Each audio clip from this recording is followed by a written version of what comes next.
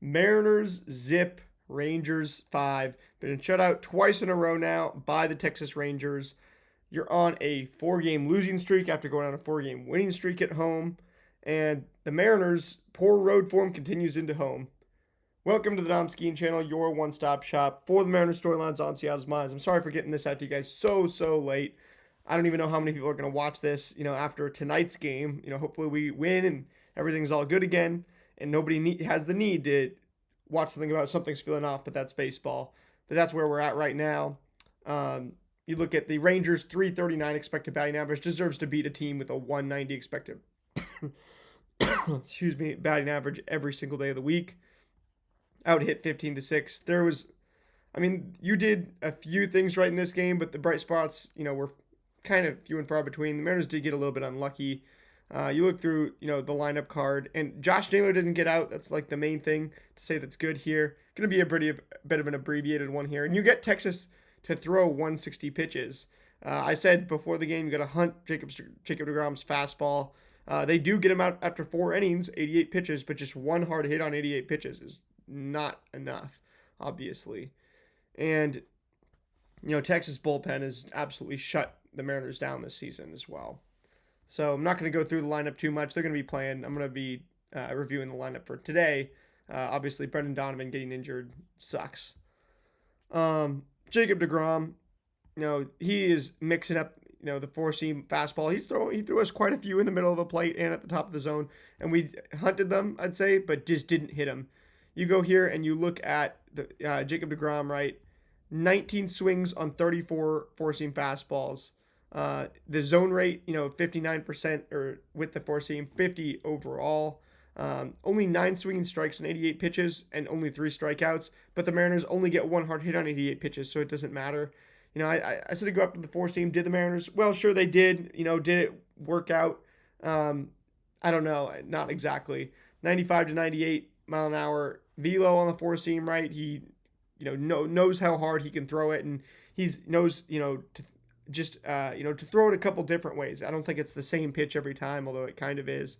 And that's a little bit of a weird observation to have, but 5 swinging strikes on that, on 39 of them, 26% whiff rate on that, not bad. And then just mixes in a couple other pitches. He's never been a guy with, a whole lot of pitches. As the broadcast mentioned last night, he is a guy with a couple pitches, and he makes it hard for you with that. And I mean, they're so good that he doesn't need a whole lot else usually. Um, like you make him throw 32 pitches and 25 pitches in different innings, and never let him get under 13 pitches in an inning. You get him out of there early, but the innings he did give you, and you also, this stood out to me, got 12 batted ball events on 88 pitches, which is not that bad, right? But 81.5 mile-an-hour average exit velocity against. That's not gonna. I mean, you're hitting the ball softly off Jacob DeGrom.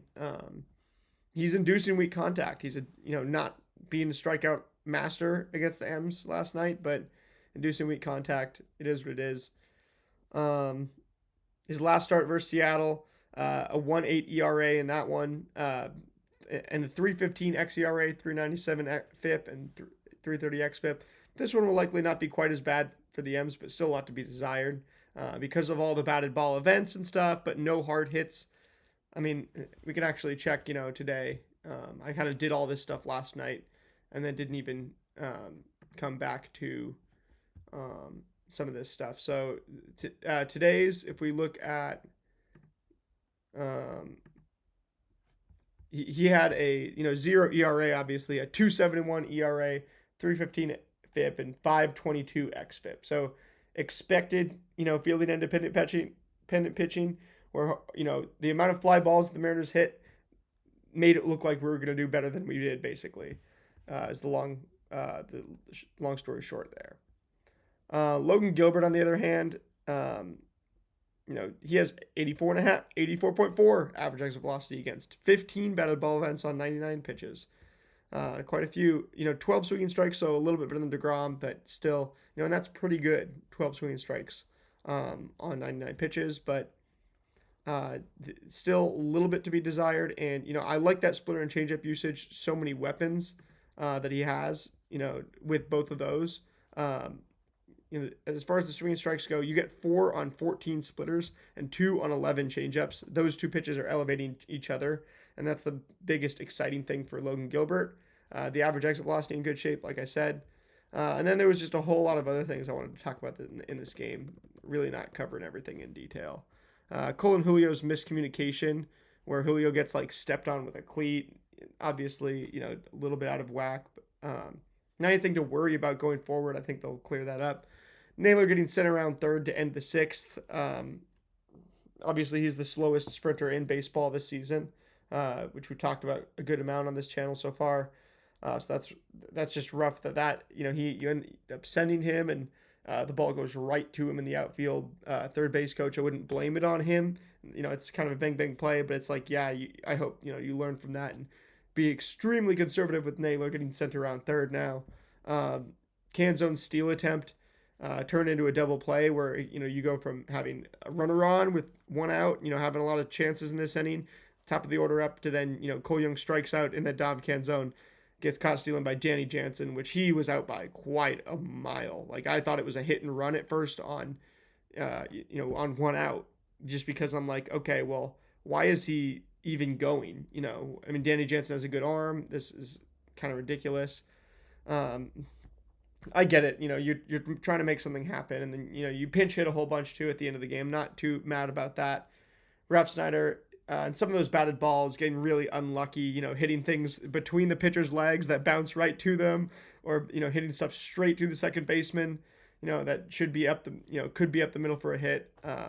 But again, your expected batting average being 190, you can't be expecting too much.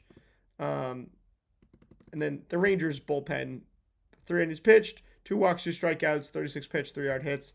They have shut out the Mariners this entire season. This isn't becoming a problem today. I mean, in the pregame, I'm going to say, man, get to this bullpen and get something off this bullpen. 5 total hard hits on 160 pitches is poor and leads to poor batting average. And the Rangers offense threatened in basically every single inning. Also, Brendan Donovan's injured. So there's a whole lot, compounding that you can be upset about and stuff. Mariners are 5 games under 500. Game starts now in 15 minutes, so I'm going to do a quick pregame. See you guys after the game today with a better postgame. I've got to be the one to go 1-0. I can't say 1-0 and then not go, not be stringent on, what, I'm getting back out here 30-minute postgame every single night. But bright spots is, Josh Naylor didn't get out once on base and was on base 4 times. Edward Bizardo looked awesome. Some big strikeouts to get out of his inning. And that's going to do it. Remember, as long as you go 1-0 every pitch, stay stoic and give all glory to God. You can't lose. I'll see you guys for the pregame and the postgame tonight. Go M's.